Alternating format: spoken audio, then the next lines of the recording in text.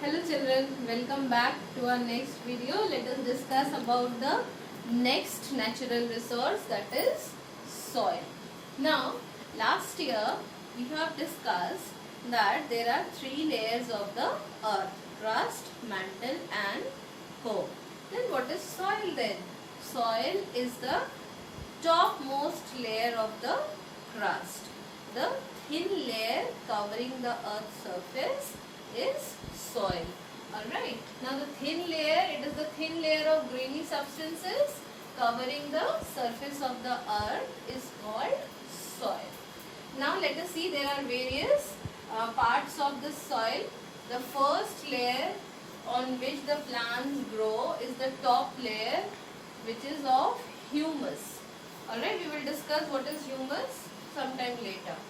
Now the second layer is the subsoil with sand and clay. The second layer has mixtures of sand, silt and clay. Third layer comprises of weathered rock. Weathered rock means small broken rocks comprises the third layer of the soil.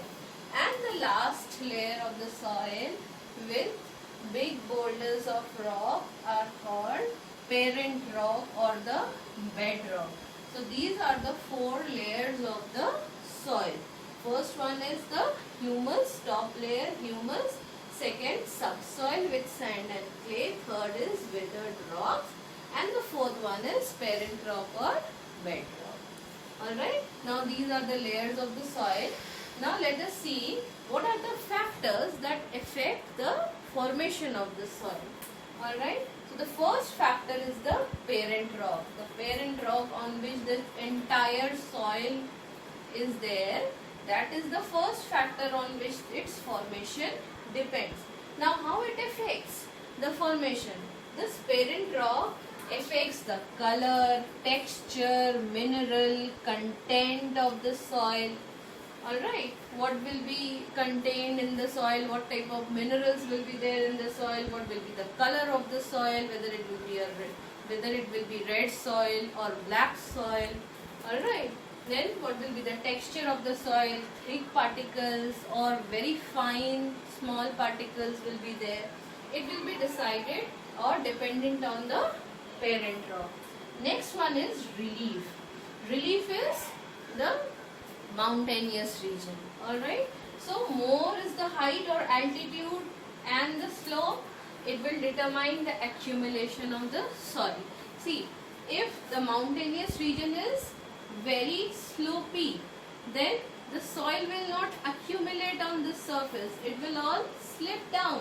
So the layer of the soil will be very thin over here. Alright, so the altitude and the slope determines the accumulation of the soil. The next one is flora and fauna. Flora is all the types of plant life and fauna comprises of animals. Alright, now how the plants and animal determines the soil. We have discussed the top layer of the soil is humus. I have told you that we will discuss this later. So now when this flora and fauna, the plant and animal dies, they mixes with the soil.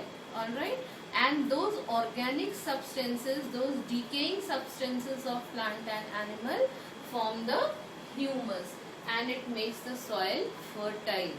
Alright, so more is the flora and fauna, more is the rate of humus formation of that place. Next factor is time. It determines the thickness of the soil. If you will leave a place for a longer period of time, if you will leave the place for a longer period of time, now the thickness of the soil will increase gradually. If there will be no human intervention over there, you will not take out the soil from there. So gradually the thickness of the soil will increase. So with the passing time, the thickness of the soil increases. And the next factor is climate. It influences the rate of human formation, weathering, more the wind will blow, more will be the dry weather, more the rocks will be weathered. If it is extreme type of climate, then the plants and animals will die over there, they will mix with soil. All these things affect the soil formation. After we have seen the factors which affect soil formation, now we will see the causes of degradation of soil. So deforestation is cutting lot of trees, that is desertification also you can say. Now if there will be deforestation, no trees will be there to protect the top layer of the soil, so lot of soil erosion will take place. The humus will get washed away in floods and rains. Then overuse of chemical fertilizers will lead to soil pollution. Overgrazing, if too much grazing will be there in that area, then again it will lead to soil erosion. So these are certain factors of soil degradation. Now let us see some of the methods to conserve the soil, to protect the soil from degradation. Children, soil will be protected if the top layer of the soil is not washed away. Alright, if there will be no soil pollution, if there will be no soil erosion, if the moisture of the soil is retained, then soil will be conserved. So here through some of the methods we will discuss that how soil is conserved. So the first one is mulching, process of mulching. See, for example, this is the field and plants are growing in the row. Alright. Now these are the rows in which crops are planted, and these places are empty where soil is left open. Now in this mulching process, what is done is these empty areas are covered with straws. These empty areas are covered with straws and the open soil is covered with straws. So what happens, if it will be covered with straw, then the soil will not lose its moisture and the soil quality will be good if the soil will retain its moisture. Now the second one is contour barriers. Contour barrier is a process which is mostly practiced in hilly areas. So in hills where there is a slopy surface, so here barriers are made with mud, straw, rocks. Alright, barriers are made so that the soil does not get washed away. Alright, so these barriers are called contour barriers. Similarly, like the contour barriers, rock dams are also made in the slopy areas only. The only difference is it is the rocks which are put on the slopes so that the soil may not get washed away.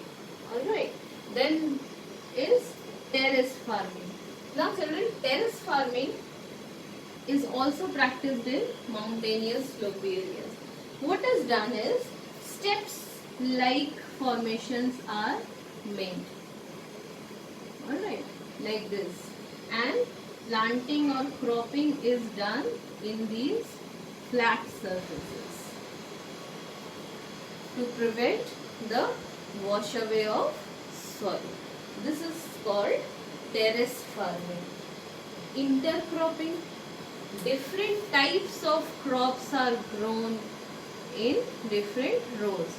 Suppose here wheat is grown, here pulses are grown, here wheat is grown, then again pulses will be grown. Alright, so different types of crops is grown in different rows to prevent soil erosion. This is intercropping. And the last one is shelter beds. So most of the soil gets eroded in the dry region where the wind movement is very high. So the wind carries the top layer of the soil along with it. So what to do in these areas? Trees must be planted in these dry coastal areas. Alright, when trees will be planted, So it regulates the wind movement and the soil will not get carried away with the wind. So these are certain methods in which we can conserve the soil.